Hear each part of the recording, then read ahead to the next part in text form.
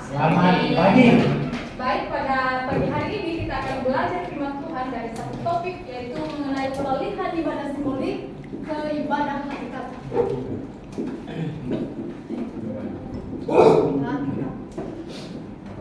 Ini adalah topik yang menarik dan penting untuk kita pelajari. Kenapa? Karena ini menyangkut iman kita, bagaimana kita mengekspresikan iman kita, apakah kita masih beribadah kepada Allah melalui ibadah simbolik atau ibadah hakikat. Dan untuk memudahkan kita memahami hal ini, saya akan tarik satu garis, dan garis ini bisa disebut sebagai garis zaman.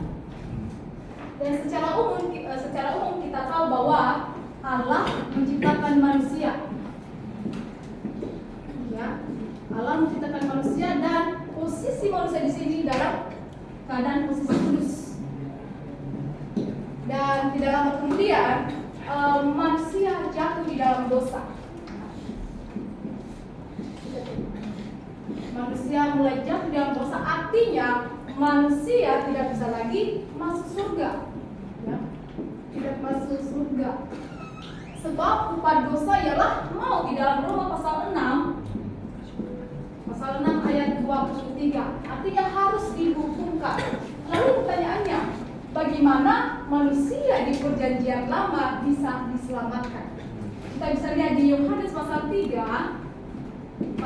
ayat 16. Di situ berkata bahwa begitu besar kasih Allah akan dunia ini sehingga Ia mengirimkan anaknya yang tunggal, yaitu Yesus Kristus. Tetapi Bapak Ibu, juru selamat yang dijanjikan ini tidak langsung datang. Ya, tidak langsung datang, tetapi ada janji keselamatan dari pihak Allah, memberikan janji, dan tanggung jawab manusia di perjanjian lama adalah beriman. Sehingga Allah memberikan firman-Nya, Allah memberikan perintahnya kepada orang-orang di perjanjian lama untuk melakukan ibadah simbolik. Ya, melakukan ibadah simbolik. Ibadah simbolik seperti apa yang mereka lakukan? Yaitu mereka menyembelih domba di atas mezbah. Ya, dombanya tidak lihat tapi tidak apa-apa. Jadi domba ini adalah melambangkan juru selamat yang akan datang. Ini adalah simbol dari juru selamat yang dijanjikan itu. Dan Allah memilih ayah, ya, ayah sebagai imam sekaligus TPDKH, artinya dia merupakan dasar kebenaran, untuk mengingatkan anak-anak dan orang-orang di perjanjian lama akan janji yang diberikan Allah ini. Dan ibadah simbolik ini mereka terus menerus lakukan hingga sampai ibadah simbolik ini semakin dilengkapi secara progresif. Ibadah simbolik di perjanjian lama semakin dilengkapi, yaitu melakukan ritual, ya, mereka melakukan ritual jasmania, mereka menyucikan hari Sabat, ya, hari Sabat. Dan di dalam 2 Tawarik pasal 6 ayat 6, ya, pasal 6 ayat 6, di situ mereka menyembah Allah harus pergi ke Yerusalem. Ya. Dan ini hanyalah bukti dari iman mereka, ya. Bukti dari iman mereka melakukan ibadah simbolik ini hanyalah bukti dari iman mereka, dan ini adalah simbol dari juru selamat yang akan datang itu. Artinya kalau ada simbolik maka ada hakikatnya. Siapa hakikatnya? Hakikatnya adalah ini, Yesus Kristus. Ya, Yesus Kristus. Lalu pertanyaannya bagi kita sekarang, sampai kapan ibadah simbolik ini berlaku? Sampai kapan ibadah simbolik ini berlaku? Di Yohanes, ketika tampilnya Yohanes Pembaptis tampil, ini menuju pada kedatangan akan juru selamat, ya, yaitu Yesus Kristus. Sehingga di dalam Yohanes pasal 1 ayat 29 berkata, lihatlah domba Allah yang menghapus dosa seisi dunia. Artinya secara otomatis maka ibadah simbolik di perjanjian lama ini tidak berlaku lagi, tidak relevan lagi untuk kita di perjanjian baru ketika hakikat dari simbol perjanjian baru telah datang. Jadi disinilah titik di mana ada peralihan atau transaksi dari ibadah simbolik ke hakikat.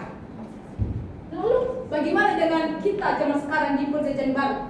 Bagaimana orang percaya, bagaimana jemaat di perjanjian baru beribadah dan menyembah Allah? Ya.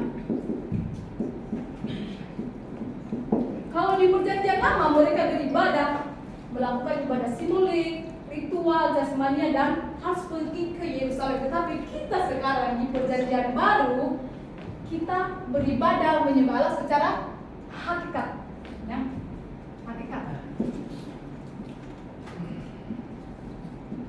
Artinya apa? Yaitu kita menyembah Allah dalam roh dan kebenaran di dalam Yohanes pasal 4 ayat 24. Kita bisa lihat di situ bahwa kita menyembah Allah dalam roh dan kebenaran. Artinya ini roh, kita tahu roh ini adalah Allah langsung. Jadi kita menyembah Allah langsung kepada Allah. Bukan seperti di perjanjian lama mereka menyembah Allah harus melalui perantara gitu. Jadi kita beda sekarang di jemaat perjanjian baru. Apalagi kita di perjanjian baru menyembah Allah itu dalam hati. Kenapa? Karena di dalam hati kita dapat mengekspresikan bagaimana kita menyembah Allah, bagaimana kesungguhan kita menyembah Allah di hati. Apalagi kita tidak terbatas oleh ruang. Kalau kita lihat di perjanjian lama lagi, mereka sangat terbatas. Mereka menyembah Allah harus pergi ke Yerusalem, ya. Ke Yerusalem, harus pergi ke gunung-gunung untuk menyembah Allah di dalam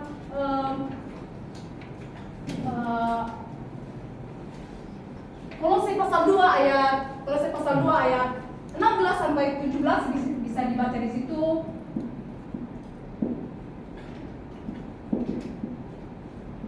Ayat 17 kita bisa lihat di situ bahwa ketika mereka mempersembahkan korban mereka harus pergi ke Yerusalem.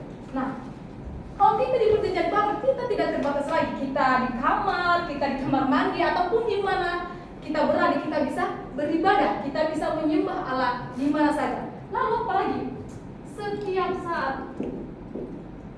saat kita di perjanjian baru beribadah, menyembah Allah itu setiap saat, di mana saja kita bisa berdoa, kita bisa mengucap syukur kepada Allah, kita bisa menyembah Allah. Kalau di perjanjian lama mereka sangat terbatas dalam sehari hanya 3 kali, tapi kita di perjanjian baru kita setiap saat. Jadi kesimpulannya yang perlu saya tekankan bahwa disinilah titik di mana adanya peralihan atau transaksi dari ibadah simbolik ke ibadah hakikat.